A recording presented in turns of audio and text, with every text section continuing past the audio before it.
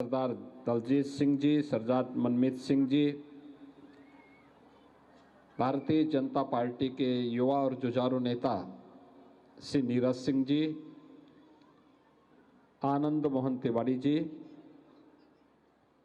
और भारी संख्या में आज की संगत में आए हुए सभी उपस्थित बहनों और भाइयों,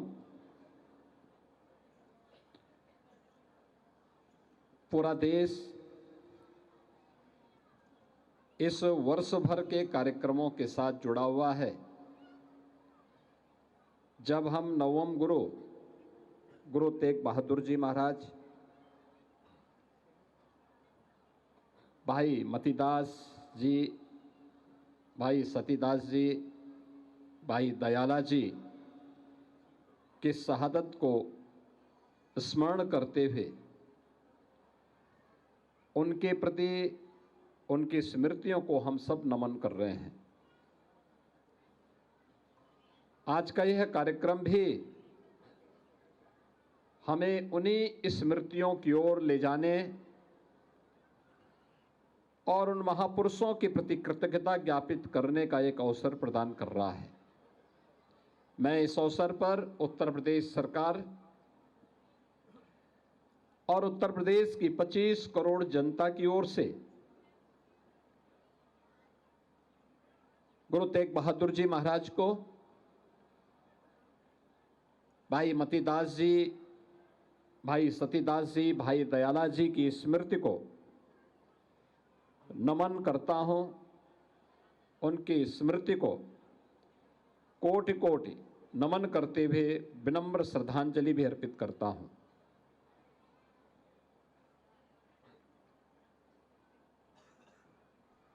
आज का ये दिन हम सब के लिए एक प्रेरणा का दिवस भी है। गुरु तेग बहादुर जी महाराज को इतनी यातना क्यों दी गई थी? क्योंकि उस समय मुगलों ने पूरे भारत का इस्लामीकरण करने की एक मुहिम चला रखी थी। औरंगजेब जैसा क्रूर बादशाह मनमानीपन पर उतर आया था। तिलक को मिटाने के लिए, जनेऊ को समाप्त करने के उद्देश्य से उसने देश भर में तो अत्याचार किया ही, लेकिन कश्मीर में जब उसके अत्याचार की पराकाष्ठा आगे बढ़ी, अफगान खान जैसा औरंगजेब का सिपह सालार वहां जाकर के अत्याचार करने लग गया, तब पंडित कृपाराम जी ने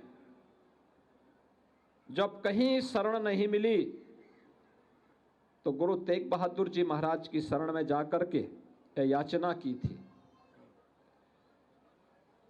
याचना गुरु तेग बहादुर जी महाराज के सामने हो रही है, लेकिन गुरु गोविंद सिंह जी महाराज जो मात्र 9 वर्ष के हैं, वो गुरु तेग बहादुर जी महाराज से कह रहे हैं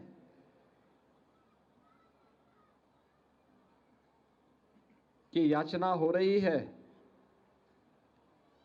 आप कह रहे हैं कि किसी बड़े आदमी को अपना बलिदान देना पड़ेगा, तो आप बताइए आपसे बड़ा कौन है?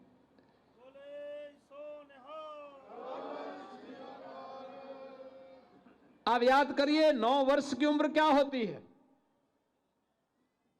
और फिर गुरु तेग बहादुर जी महाराज ने उस अत्याचार के खिलाफ आवाज उठाई। गुरु तेग बहादुर जी महाराज को कैद कर दिया जाता है। भाई मतीदास को पहले यातना दी जाती है, आरे से चीरा जाता है। भाई सतीदास को रुई के बंडल में डाल करके उसमें आग लगाई जाती है और भाई दयाला को उबलते हुए पानी के डेग में डाल करके उन्हें बलिदान कर दिया जाता है। और गुरु तेग बहादुर जी महाराज तब भी अपने धर्म और अपने संकल्प से डिगे नहीं, तो उनके साथ कितनी बड़ी क्रूरता बरती गई।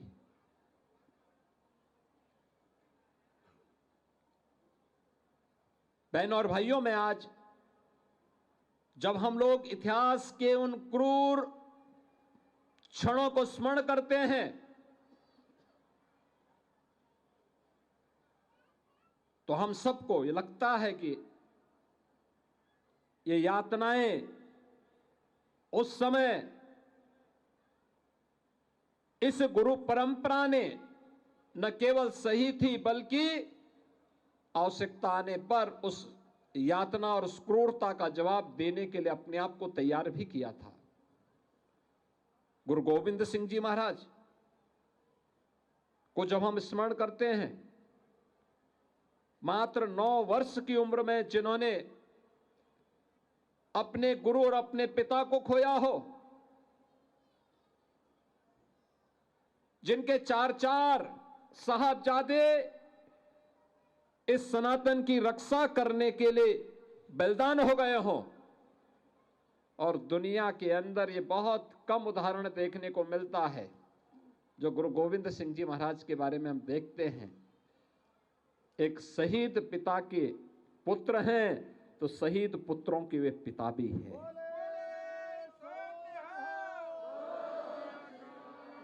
आज ये मेरा सौभाग्य है कि मैं भी अयोध्या धाम से आ रहा हूं। देश के यशस्वी प्रधानमंत्री आदरणीय श्री नरेंद्र मोदी जी आज अयोध्या में आए थे। श्री राम जन्मभूमि पर भगवान श्री राम के भव्य मंदिर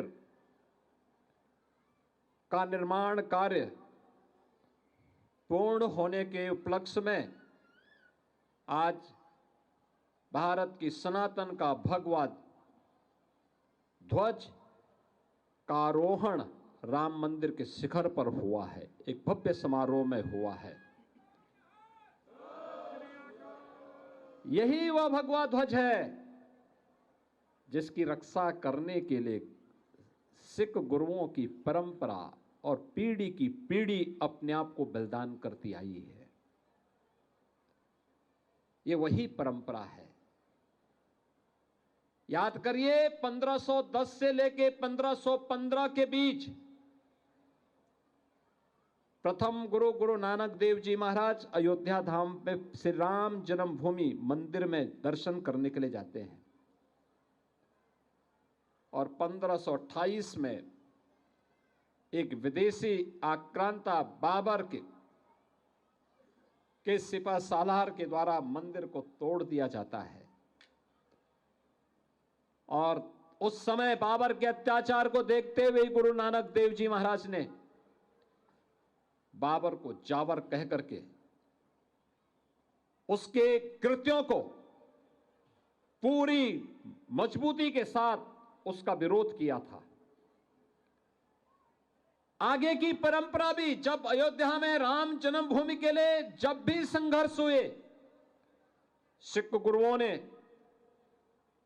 सिख योद्धाओं ने, निहंगों ने, संतों ने, राजाओं ने, सामान्य नागरिकों ने, माताओं और बहनों ने अपने आप को बलिदान देने में कहीं भी पीछे नहीं हटे, कभी पीछे नहीं हटे। और अयोध्या के बारे में जो बात हम सबको स्मरण रखनी होगी, साम्राज्य आए गए, पीढ़ियां आई गई, लेकिन एकमात्र अडिग थी, वह थी आस्था। और जो आस्था आज अयोध्या में फिर से 500 वर्षों के बाद श्री राम जन्मभूमि पर भगवान राम के भव्य मंदिर के निर्माण को पूरा करने के इस महायज्ञ का साक्षी बनी है। और वही आस्था आज यहां पर भी हम सबको देखने को मिल रहा है।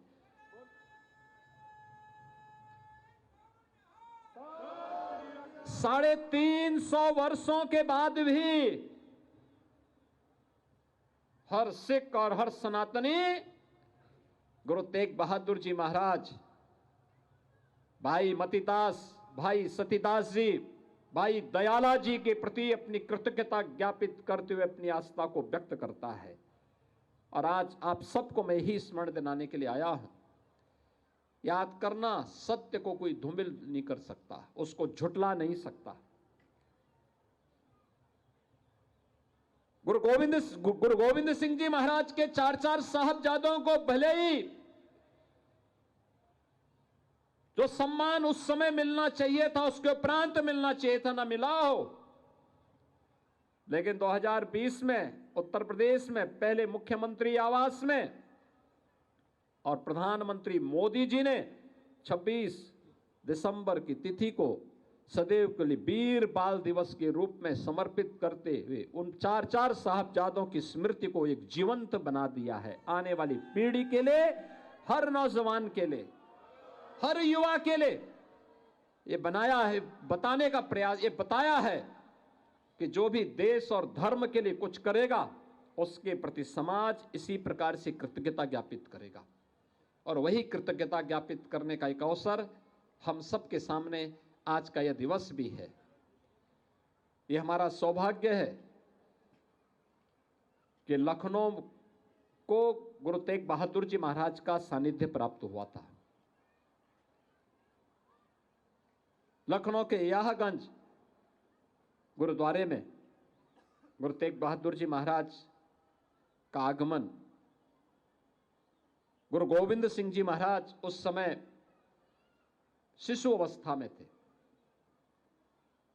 और वह स्मृति आज भी उसी रूप में याहगंज में हम सबको देखने को मिलती है। वहां का तेज, वहां का अध्यात्म इस सिख परंपरा के गौरवशाली क्षणों में से एक है। यह हमारा सौभाग्य है कि उत्तर प्रदेश में इन स्मृतियों को और मजबूती प्रदान करने में उत्तर प्रदेश सरकार और भारत सरकार योगदान देने की दिशा में कृतसंकल्पित है। आज के इस अवसर पर मैं आप सबका यही आह्वान करूंगा, हम अपनी गुरु परंपरा, अपने इन महापुरुषों और उन सभी योद्धाओं के प्रति जिन्होंने देश और धर्म के लिए अपना योगदान दिया है, उनके प्रति हमारी आस्था इसी प्रकार से अडिग होनी चाहिए जैसे हमारा एक केसरिया पताका हमेशा अपने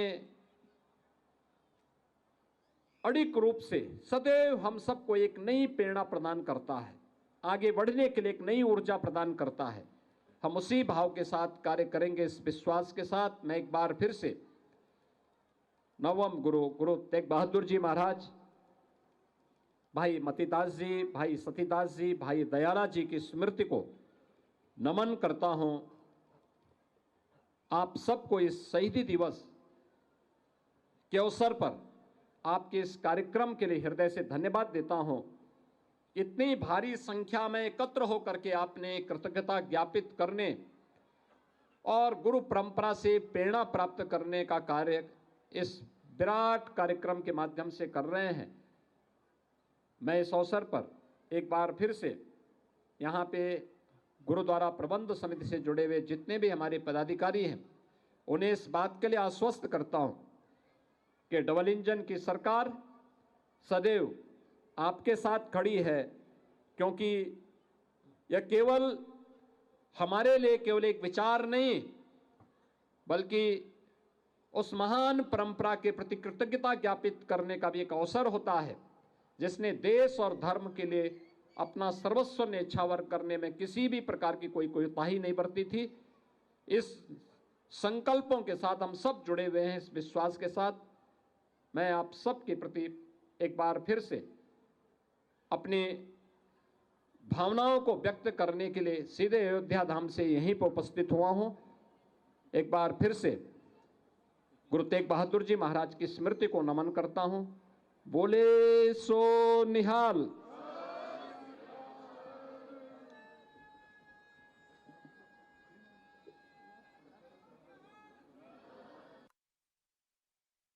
बोले सो निहाल। बहुत बहुत धन्यवाद माननीय मुख्यमंत्री जी का। को वो साफ तौर पर कहते हुए नजर आए कि ध्वज के लिए हमारी परंपराओं में